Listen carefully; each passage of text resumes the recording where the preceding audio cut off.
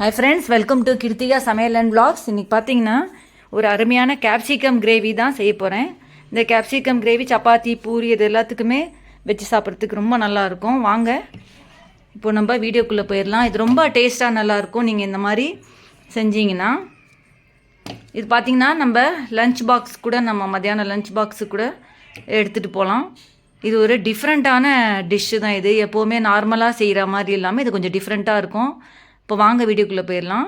இப்போ ஒரு பேனில் கொஞ்சமாக எண்ணெய் சேர்த்துட்டு, இது ரொம்ப ஈஸி தான். கேப்சிகம் பார்த்தீங்கன்னா ஒரு 3 கேப்சிகம் நான் வந்து ஸ்கொயராக கட் பண்ணி எடுத்து வச்சுருக்கேன். அதே மாதிரி வெங்காயமும் கட் பண்ணி வச்சுருக்கேன். அதை நம்ம நல்லா ஒரு 2 மினிட்ஸ்க்கு நல்லா அதை வதக்கிக்கோங்க. ஒரு 2 மினிட்ஸ்க்கு வதக்கினா போதும். அதை வெங்காயம் வந்து ரொம்ப பொடியாக கட் பண்ண வேணாம். அந்த கேப்சிகம் எப்படி இருக்கோ அதே சைஸ் மாதிரி இதையும் கட் பண்ணி நம்ம எடுத்து வச்சுக்கணும். எடுத்து வச்சுட்டு அதை நல்லா வதக்கிக்கோங்க. அடுத்தது அதே பேனில் கொஞ்சமாக எண்ணெய் சேர்த்துட்டு, இந்த மாதிரி நீங்கள் செஞ்சு பார்த்தீங்கன்னா உங்களுக்கு டிஃப்ரெண்ட்டாக இருக்கும் இந்த டிஷ்ஷே உங்களுக்கு. வெங்காயம் வந்து இது கொஞ்சம் மீடியம் சைஸாக கட் பண்ணி எடுத்து வச்சுருக்கேன். ஒரு 2 வெங்காயம், ஒரு 2 தக்காளி. இப்போ அது ரெண்டுத்தையும் சேர்த்து நல்லா வதக்கிக்கோங்க. இது ஒரு 2 மினிட்ஸ் நல்லா வதக்கிட்டு,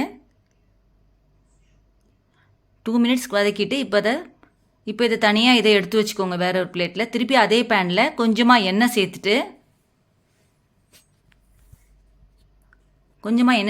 கொஞ்சோண்டு ஜீரகம், ஒரு ஸ்பூன் ஜீரகம் சேர்த்துக்கோங்க. சேர்த்துட்டு இப்போது வெங்காயம் வந்து கொஞ்சம் நல்லா பொடியாக கட் பண்ணி எடுத்து வச்சுருக்கேன். ஒரு வெங்காயம் அதை நம்ம சேர்த்துக்கோங்க. அதை சேர்த்துட்டு நல்லா வதக்கி விட்டுக்கோங்க. ஒரு 1/4 ஸ்பூன் மஞ்சப்பொடி சேர்த்துக்கோங்க. 1/4 ஸ்பூன் மஞ்சப்பொடி சேர்த்துட்டு, மிளகாத்தூள் ஒரு 1/2 ஸ்பூன் மிளகாத்தூள், 1/2 ஸ்பூன் மல்லித்தூள், இது எல்லாத்தையும் சேர்த்து நல்லா கிளறி விட்டுருங்க. ஒரு நிமிஷத்துக்கு கிளறி விட்டால் போதும். இப்போ இது தக்காளி வெங்காயம் அரைச்சிருக்கோம் இல்லையா, அந்த விழுதை வந்து அதை நம்ம இப்போ அரைச்சி அதில் ஊற்றிடலாம். இதில் கொஞ்சம் தண்ணி சேர்த்து அதில் மிக்ஸ் பண்ணி ஊற்றிடலாம். அந்த தக்காளி வெங்காயம் மட்டும் நம்ம அரைச்சிக்கணும் மிக்சியில். இப்போ இந்த அரைச்சி விழுது அப்படியே சேர்த்துருக்கேன். கொஞ்சம் கெட்டியாக இருந்தால் இன்னும் கொஞ்சம் கூட நீங்கள் தண்ணி ஆட் பண்ணிக்கலாம். இப்போ இதில் கொஞ்சம் உப்பு சேர்த்துக்கோங்க.